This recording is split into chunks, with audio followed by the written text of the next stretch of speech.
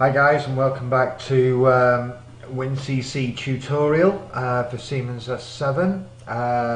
This is part 2, and what we're going to do is just quickly look at the communications. Okay, it's quite a simple thing is this at the moment, so all of the videos are going to be quite short, just so that you can look at the objects individually and we can do one at a time rather than trying to overload you with too much information on one video.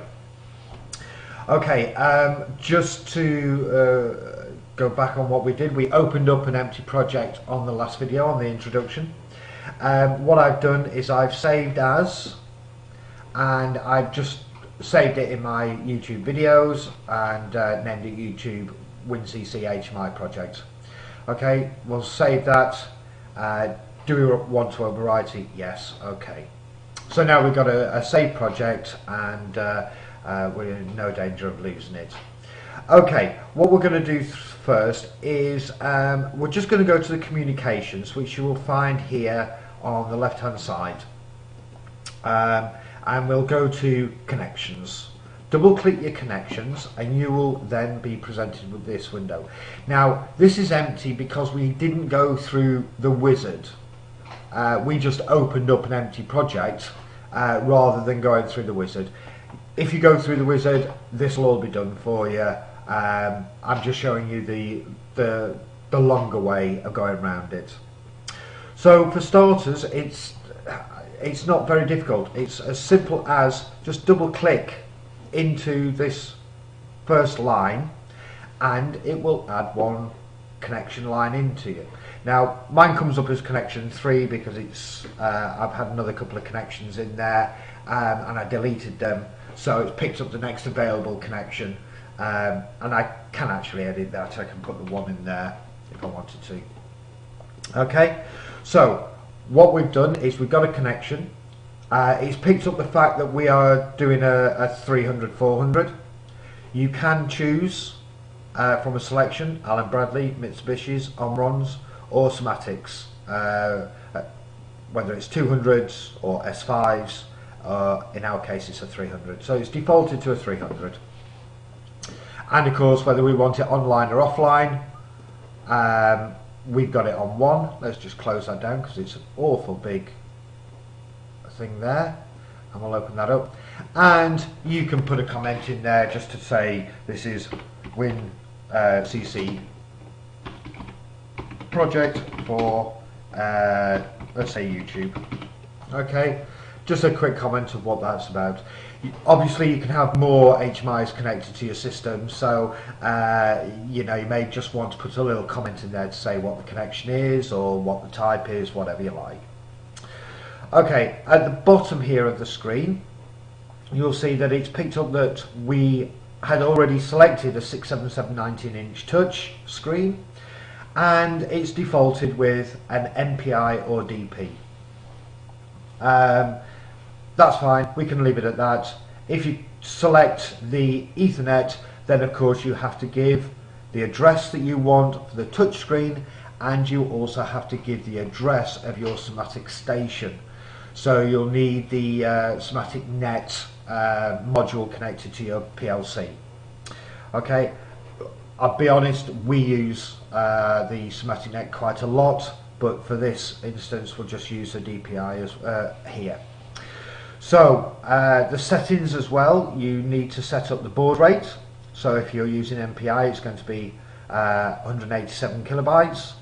The address, you need to set up the address of that screen and the address of the station. Now any of you cast your minds back, or if you haven't seen the Siemens S7 Manager videos that I made for the S7-300, in some of the early videos I actually made mention that the PLC will come up as a default address as 2, and it comes up as a default address as 2 on the MPI and on the DP as well. Siemens always defaults that to 2 because, and I said at the time on that video, that HMIs will normally be 1, and your PC, your laptop or your computer that's connected to the system, you will set up as address 0. So that is kind of your master on the system. So laptops and connection devices such as laptops or desktops, etc., are default to 0 address. MPI or DP for address on the HMI will default to 1, and all of your PLCs default to 2. And then what that does is it allows you to then use 3, 4, 5 and upwards for any external devices such as DP couplers or I don't know, anything like inverters or anything else that you might be using at the time. Okay, the network profile here is MPI, DP, standard or universal. Click to DP, you can then select a higher rate. You've got still your address as 1 and still the address under the PLC as 2, and number of masters is 1. So we'll just go back to what we had. I feel that it's not of huge importance to try and create the fastest connection for an HMI. An HMI is, at the end of the day, used by the operators of the equipment, and it's never normally needed that it has to react very, very fast. So I tend to keep things on the low speed for HMIs. So connecting it to an MPI is fine.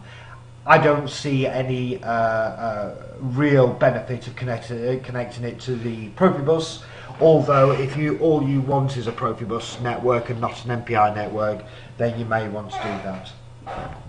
But I don't think there's any advantage speed-wise of doing that. So going back to this, we've now set it up as online, which is our access point. We've got it under somatic, we've set the address and we've set the baud rate. We've chosen the profile of the network to be MPI. This is only for searching purposes. When it's initially connected, it will only go as high as address 31 to check to see if there's anything else on the line. And we've got our station, which is set up to the address of 2. If you have changed the address in the PLC to something different other than 2, then obviously that needs to be the same as your PLC. Okay, so we'll just save it, and there we go, there's our connection done. Alright, so I hope that was helpful, and we will start on the next video by looking at the screens and how to add components to your screens and add more screens as necessary.